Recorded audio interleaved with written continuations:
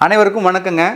இன்னைக்கு இந்த வீடியோவில் எதை பற்றி நம்ம பார்க்க போகிறோம் அப்படின்னு பார்த்தீங்கன்னா, மருந்து மாத்திரைகள் இல்லைனா சிகிச்சை முறையினால் உடல் எடை கூடுமா? ஏன்னா ஒபிசிட்டி சீரியஸ் தான் இந்த மாதம் பூரா பார்த்துட்டு இருக்கோம். இன்றைக்கி அதோட 4வது வீடியோ.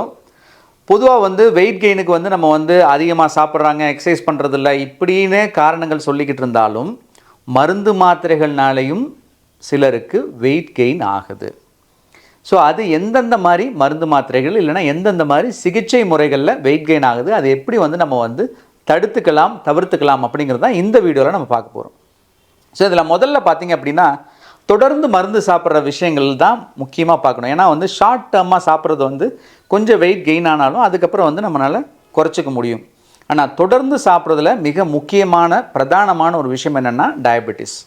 ஸோ சர்க்கரை நோய் சிகிச்சையில் சாப்பிடக்கூடிய மருந்துகள் எதுக்கெல்லாம் வெயிட் கெயின் ஆகும் அப்படின்னு பார்த்தீங்கன்னா, முக்கியமாக 3 விதமான மருந்துகளுக்கு வெயிட் கெயின் ஆகும். இதில் முதல்ல ரொம்ப காமனாக பலரும் யூஸ் பண்ணிகிட்டு இருக்க ஒரு மருந்து, இந்தியா பூரா இன்றைக்கி சர்க்கரை நோயாளிகள் 90% பேர் யூஸ் பண்ணிகிட்டு இருக்க மருந்து என்னென்னு கேட்டிங்கன்னா சல்ஃபனோலூரியாஸ்னு சொல்லக்கூடியது. உங்கள் மருந்து மாத்திரையில் பார்த்தீங்கன்னா கிளைமிபரைடு, கிளிக்லாசைடு, கிளைபிசைடு, கிளிபன்கிளமைடு. ஸோ இந்த மாதிரி மருந்துகள் தான் சல்ஃபனூரியாஸ் சொல்லுவோம். பொதுவாக இந்த சல்ஃபூரியாஸ் எப்படி வேலை செய்யுது அப்படின்னு கேட்டிங்கன்னா, நம்ம கணையத்தில் இன்சுலினை தூண்டுது, இன்சுலின் சுரக்கிற தன்மையை அதிகப்படுத்துது. ஸோ அதனால் இதுக்கு வெயிட் இன்க்ரீஸ் ஆகிறதுக்குரிய தன்மை இருக்குது. ரெண்டாவது பார்த்திங்க அப்படின்னா பைக்லெட்டசோன், லோபிக்லெட்டசோன் சொல்லுவோம், அதாவது தைசோலிடோன்ஸ் அப்படிங்கிற குரூப் கூடிய மருந்து. பொதுவாக இந்த மருந்துகள் என்ன செய்யுதுன்னு கேட்டிங்கன்னா, நம்மளோட இன்சுலின் ரெசிஸ்டன்ஸை குறைக்கும். ஆனால் நம்மளோட உடம்புல நீர் சேர்த்து வைக்கிறது அதிகமாக, அதனால் வீக்கம் அந்த மாதிரி வெயிட் கெயினும் வரும். அது இல்லாமல் கொழுப்பை சேர்த்து வைக்கிற தன்மை இந்த மருந்துக்கு இருக்கிறனால கொஞ்சம் வெயிட் கெயின் ஆகிறதுக்குரிய வாய்ப்புகள் ரொம்பவுமே அதிகம். அடுத்தது பார்த்திங்க அப்படின்னா இன்சுலின். பொதுவாக இன்சுலின் போடுற எல்லாத்துக்குமே வெயிட் கெயின் ஆகிறதுக்குரிய வாய்ப்புகள் அதிகம். சரி, இது எல்லாமே வெயிட் அதிகப்படுத்துதுன்னு தெரியுதே டாக்டர், அப்புறம் எதுக்கு இதெல்லாம் நம்ம சிகிச்சையில் கொடுக்குறோம் இப்படிங்கிற கேள்வி இப்போ உங்கள் மனசில் வந்திருக்கும். இப்போ இந்த இடத்துல தான் ஒரு புரிதலை நம்ம ரொம்ப தெளிவுபடுத்திக்கணும். பொதுவாக சர்க்கரை அதிகமாகும் பொழுது நமக்கு வெயிட் லாஸ் ரொம்ப ஜாஸ்தியாக போகும். நம்ம எல்லாத்துக்குமே தெரியும், 8 கிலோ 10 கிலோ வெயிட் குறைஞ்சிருச்சு அப்படின்னு. ஸோ எந்த விதமான சர்க்கரை நோய் சிகிச்சை முறையை தொடங்கும் பொழுதும் சர்க்கரை கட்டுப்பாட்டில் வரும்போது அந்த யூரின் போகிறதெல்லாம் குறையிறது இதெல்லாம் இருக்கும் பொழுதே கொஞ்சம் வெயிட் கெயின் வரும். ஒரு 2 நாள் 3 நாள்லேயே வெயிட் கெயின் இமீடியட்டாக தெரியும். அது இல்லாமல் நம்மளுக்கு வேஸ்ட்டாகிட்டு இருக்க இந்த ஃபேட் எல்லாம் நிற்கும் போது, அந்த கொழுப்பு கரையிறது, மசில் வேஸ்டிங் எல்லாம் நிற்கும் பொழுது அதுவும் கொஞ்சம் வெயிட் கெயினை காமிக்கும். இது ஆரம்ப கட்டத்தில் மட்டுமே நமக்கு தேவையான ஒரு மாற்றம். ஆனால் தொடர்ந்து இந்த மாற்றங்கள் நிகழ்வதற்கு மிக முக்கியமான காரணம் என்னன்னு கேட்டிங்கன்னா, இந்த மருந்துகள் வேலை செய்கிறத நம்ம புரிஞ்சிக்காமல் இந்த மருந்துகள் போட்டுட்டு நம்ம நார்மலாக சாப்பிட்றதோ இல்லை அதிகப்படியான சாப்பாடு சாப்பிட்றதோ வச்சுக்கிட்டோம் அப்படின்னா அது என்ன பண்ணும், நம்ம சர்க்கரையோட அளவை இன்னும் அதிகப்படுத்தும். ஏன்னா நிறைய பேர் என்ன நினைக்கிறாங்கன்னா, இன்சுலின் போட்டால் நம்ம எவ்வளோ வேணால் சாப்பிட்டுக்கலாம், ஏன்னா சர்க்கரை மாத்திரை போட்டோம்லப்பா இனி நல்லா சாப்பிட்டுக்கலாம், இல்லை கல்யாணத்துக்கு போகும்போது 2 மாத்திரை சேர்த்து போடுறவங்க கூட இருக்காங்க. ஸோ உணவு கட்டுப்பாடு இல்லாமல் இந்த மருந்து மாத்திரைகளை நம்ம எடுத்துக்கிட்டோம் அப்படின்னா சர்க்கரை அதிகமாகும். சர்க்கரை அதிகமாகும் பொழுது டாக்டர் என்ன பண்ணுவாங்க, அதோட டோஸ் அதிகப்படுத்துவாங்க. இந்த டோஸ் அதிகப்படுத்தும் போது இது இன்சுலினை இன்னும் அதிகமாக தூண்டும். இந்த இன்சுலின் அதிகமாக தூண்டும் போது அதிகமாக சாப்பிட வைக்கும். அப்போது நம்ம ரத்தத்தில் இருக்கிற சர்க்கரையை குறைக்கும் பொழுது அது கொழுப்பாக மாறி நமக்கு உடம்புக்கு வெயிட் கெயின் ஆகும். ரொம்ப சிம்பிளுங்க. இந்த மாத்திரைகள்லாம் போடும் பொழுது அதிக இன்சுலின் சுரக்கிறதுனால நம்ம ரத்தத்தில் இருக்கிற சர்க்கரையெல்லாம் கொண்டு போய் செல்லுக்குள்ளே வச்சுக்குது.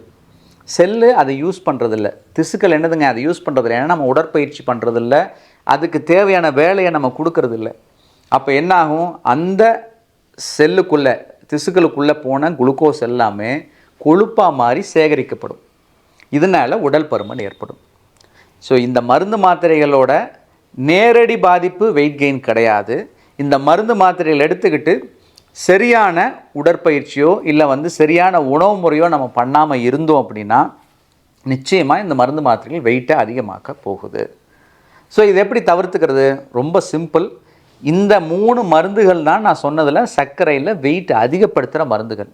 இது இல்லாமல் SGLT2 இனிபிட்டர்ஸ், DPP4 இனிபிட்டர்ஸ், இந்த மாதிரி சிட்டாகிளிப்டின், வில்டாகிளிப்டின் இல்லைனா டாப்பாகிளிஃப்ளோசின், எம்பாகிளிஃப்ளோசின் இந்த மாதிரி மருந்துகள், GLP-1 அனலாக் இந்த மாதிரி மருந்துகள், மெட்ஃபார்மின், இது எல்லாமே ஒன்று நம்ம வெயிட்டை அப்படியே வச்சுருக்கோம், இல்லைனா வெயிட்டை அதிகப்படுத்தாது. ஸோ அதனால் இந்த வெயிட் கூடுறதுக்குரிய மருந்துகளோட டோஸை கம்மி பண்ணிவிட்டு வெயிட்டை குறைக்கிறக்கூடிய மருந்துகளோ இல்லை வெயிட்டை அதிகமாக்காத நியூட்ரலாக வச்சுருக்க மருந்துகளையோ நம்ம வந்து கூட சேர்த்து சாப்பிடணும். நிறைய பேர் எங்கிட்ட கேட்குறது உண்டு, டாக்டர் ஒரே மாத்திரையாக கொடுத்துருங்களேன், ஏன் 2-3 மாத்திரை நீங்கள் சர்க்கரைக்கே பிரித்து கொடுங்க, அப்புறம் டோஸ் ஜாஸ்தி அப்படின்னு. அப்படி கிடையாது. இந்த மாதிரி வெயிட் அதிகமாக இருக்கிறவங்களுக்கு வெயிட் அதிகமாக மேலும் கூடாமல் இருக்கிறதுக்காண்டி இந்த மருந்துகளோட டோஸை கம்மி பண்ணிவிட்டு அதுக்கு பதிலாக வேறு புது மருந்துகளை வந்து நம்ம சேர்த்த வேண்டிய சூழல் இருக்கலாம். இதனால தான் சில பேர் வந்து 2-3 மாத்திரைகள் சர்க்கரைக்கு எடுக்கிறது உண்டு. அது டோஸ் அதிகங்கிற அர்த்தம் இல்லை, வெயிட்டு கம்மி பண்ணுறதுக்காண்டி இல்லை வெயிட் ஏறாமல் இருக்கிறதுக்காண்டி அந்த மாதிரி மருந்துகளை சேர்த்து கொடுக்கணும். ஸோ இது ஒன்று. ரெண்டாவது விஷயம், இந்த மாதிரி மருந்து சாப்பிட்றவங்க தயவு செஞ்சு அவங்களோட உணவுலையும் உடற்பயிற்சியிலும் கரெக்டான வாழ்க்கை முறை மாற்றம் அப்படிங்கிறது கரெக்டாக இருக்கணும். நம்ம மருந்து சாப்பிட்றோம் அப்படின்னு சொல்லிட்டு அதிகப்படியான மாவுச்சத்தை எடுத்துக்கிறதோ இல்லை அதிகப்படியான என்னதுங்க எக்ஸசைஸ் பண்ணாமல் இருக்கிறதோ, செடென்ட்ரி லைஃப் ஸ்டைலில் இருக்கிறதோ நமக்கு வந்து வெயிட் கெயின் ஆகிறதுக்கு மிக முக்கியமான காரணம். அதே போல் ரொம்ப ரொம்ப முக்கியமான விஷயம், டாக்டர்கிட்ட கன்சல்டேஷனுக்கு போகும்போது நீங்கள் உண்மையிலையுமே அதிகமாக சாப்பிட்டுட்டு போயிருந்தீங்கன்னா அந்த உண்மையை சொல்லிடுங்க. நிறைய பேர் அதிகமாக சாப்பிட்டுட்டு டாக்டர் நான் கரெக்டாக தான் சாப்பிட்றேன் ஆனால் என் சர்க்கரையே குறைய மாட்டேங்குதுன்னு சொல்லும்போது டாக்டருக்கு வேறு வழியே இல்லை, அவங்க மருந்து மாத்திரைகளை அதிகப்படுத்துவாங்க. அப்படி இந்த மாதிரி மருந்து மாத்திரைகளை அதிகப்படுத்தும் போது, இன்சுலின் ஊசியை அதிகப்படுத்தும் போது நமக்கு வெயிட் அதிகமாகும், இதனால் பிரச்சனைகள் ஜாஸ்தியாகும். ஸோ இந்த 3 விஷயம் நம்ம கடைப்பிடிச்சோம் அப்படின்னா சர்க்கரை மாத்திரை சாப்பிட்றவங்களுக்கு வெயிட் ஏறாமல் நிச்சயமாக பார்த்துக்க முடியும். கண்டிப்பாக உடல் எடை ரொம்ப கூடிக்கிட்டே இருக்குது, சர்க்கரை கட்டுப்பாட்டில் இருக்குது, உடல் எடை ஆனால் கூடிக்கிட்டே இருக்குது அப்படின்னா அவங்க மருத்துவர் அணுகி இந்த மாத்திரைகளால் எதுவும் பிரச்சனை இருக்குமான்னு கேட்டு அந்த மாத்திரைகளோட டோஸை குறைக்கிறது அவசியமாக இருக்கும். சரி, இது சர்க்கரை. இதை விட்டுட்டு வேறு என்னென்ன மருந்து மாத்திரைகளில் நமக்கு வந்து வெயிட் கெயின் ஆகணும். ஸோ தொடர்ந்து சாப்பிட்ற மருந்து மாத்திரைகள்னு சொல்லியிருந்தேன். ஒன்று சர்க்கரை வியாதிக்கு சாப்பிட்றோம், மற்றபடி ப்ரெஷரு, கொலஸ்ட்ரால், ஹார்ட் மாத்திரை இதுக்கெல்லாம் பெருசாக எந்த மாத்திரைக்கும் வெயிட் கெயின் வராது. இன்னொரு குரூப் வந்து தொடர்ந்து மருந்து சாப்பிட்றதுனா மனநல பாதிப்பு உள்ளவர்கள். ஸோ ஆன்டி சைக்கோட்டிக்ஸ் எல்லாம் டிப்ரெஷனுக்காக மருந்து சாப்பிடுவாங்க. ஸோ இந்த மாதிரி மருந்து சாப்பிட்றவங்க சில மருந்துகள் உடல் பருமனை ஏற்படுத்தும், வெயிட் அதிகமாகிறதுக்கு ஒரு மிக முக்கியமான காரணமாக இருக்கும். ஸோ அந்த மாதிரி மருந்து சாப்பிட்றவங்க உங்கள் குடும்பத்தில் இருந்தாலும் உடல் பருமன் அதிகமாகுது, வெயிட் அதிகமாகுதுன்னா நிச்சயமாக அவங்களுக்கு சில மாற்றங்களை செய்ய வேண்டியிருக்கும். அதே போல் ஸ்டீராய்ட்ஸ், இப்போது ஒரு சிலருக்கு வந்து ஸ்டீராய்ட்ஸ் கொடுப்பாங்க, ஸ்கின் தோல் தொந்தரவு ஒரு டெம்பரவரியாக 1 வாரம் 10 நாள் 15 நாள் இப்படி கொடுப்பாங்க, அவங்களுக்கு அது பிரச்சனை இல்லை.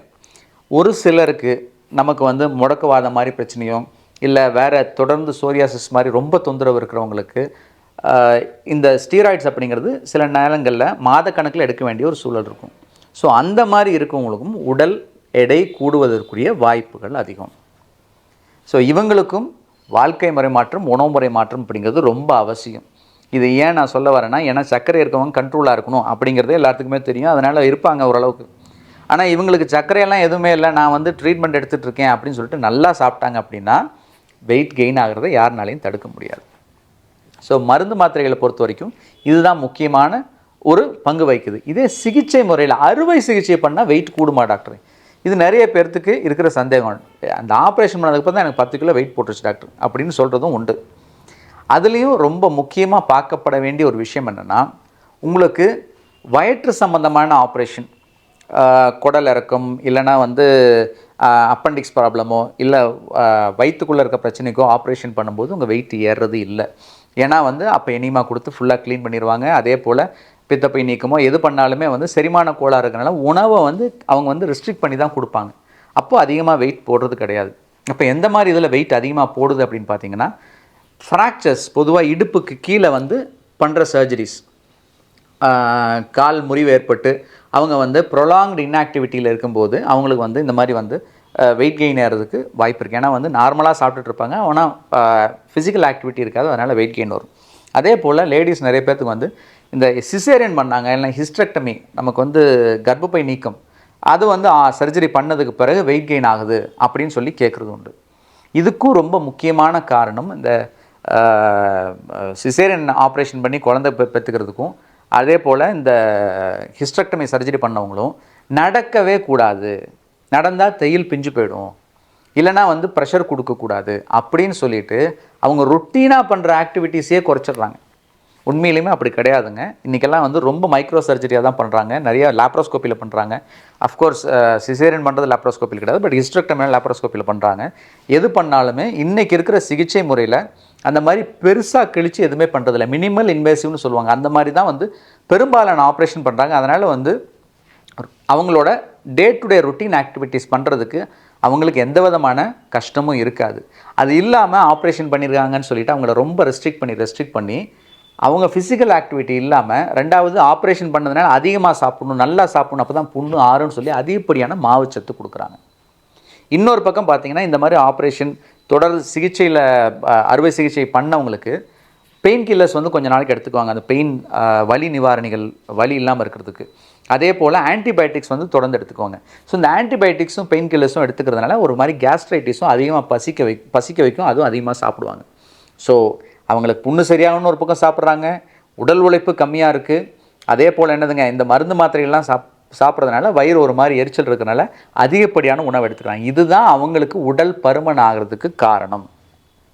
ஸோ இந்த மாதிரி அறுவை சிகிச்சை பண்ணி ரெஸ்ட்டில் இருக்கிறவங்க, நல்லா சாப்பிட்றவங்க, அவங்க தயவு செஞ்சு மாவு சத்தை குறைச்சி சாப்பிடுங்க. அதிகப்படியான மாவு சத்து சாப்பிடாதீங்க. அதே போல் இந்த பார்க்க வரவங்க ரிலேட்டிவ்ஸ் எல்லாம் அதை இதையும் வாங்கிட்டு வந்து கொடுத்து சாப்பிட வச்சு அதிகப்படுத்தக்கூடாது. ஃப்ரூட்ஸ் அதிகமாக சாப்பிடுங்க, புரத சத்து அதிகமாக சாப்பிடுங்க. ஏன்னா புண்ணு ஆடுறதுக்கு, எலும்பு கூடுறதுக்கு, இதுக்கு எல்லாத்துக்குமே நம்ம தேவையான சத்து எதுன்னு கேட்டிங்கன்னா புரத சத்து. நோய் எதிர்ப்பு தன்மைக்கு நமக்கு தேவையானது ஃப்ரூட்ஸ் அண்ட் வெஜிடபிள்ஸ். இட்லியோ தோசையோ அரிசியோ நமக்கு வந்து இது எதுக்கும் எந்த விதத்துலையும் ஹெல்ப் பண்ணாது, உடல் பருமனாருக்கு தான் ஹெல்ப் பண்ணும். ஸோ அதனால் இந்த மாதிரி அறுவை சிகிச்சை மூலமாக உடல் பருமனாருக்கு இதுதான் காரணம். இந்த அறுவை சிகிச்சை முடிஞ்சவங்க தயவு செஞ்சு இந்த மாதிரி உணவுகளை தவிர்த்துட்டு அதிகப்படியான பழங்கள், காய்கறிகள், புரத சத்துள்ள உணவுகள், முட்டை, சுண்டல், அதே போல் நான் வெஜிடேரியன், இந்த மாதிரி உணவுகளை சாப்பிட்டுட்டு அரிசி, கோதுமை, ஈவன் சிறுதானியத்தை கூட அளவை குறைச்சி ரொம்ப குறைவாக சாப்பிட்றது உங்களுக்கு வெயிட் ஏறாமல் இருக்கும். ஸோ வெறுமனை நீங்கள் பண்ணுற தவறுனால மட்டும் கிடையாது, மருந்து மாத்திரைகள் உங்களுக்கு பொருந்தாமல் இருக்கும் பொழுதும் உடல் எடை கூடுவதற்குரிய வாய்ப்புகள் இருக்குது. அதுக்குரிய காரணங்களை இன்றைக்கி டிஸ்கஸ் பண்ணியிருக்கோம். இந்த மாதிரி மருந்துகளை நீங்கள் எடுத்துகிட்டு இருக்கீங்க அப்படின்னா, உங்களுக்கு உடல் எடை அதிகமாக கூடுது அப்படின்னா, உங்கள் மருத்துவரை அணுகி அதுக்கான விளக்கத்தையும் அதுக்கான மாற்று வழிகளையும் சிந்திக்கிறது ரொம்ப ரொம்ப அவசியமான ஒரு விஷயம். ஏன்னா உடல் பருமன் இல்லாத சரியான உடல் எடையோடு உள்ள சமுதாயத்தை உருவாக்க வேண்டும். இன்றைக்கி நோய்களின் மூல காரணம் அதிக உடல் எடை.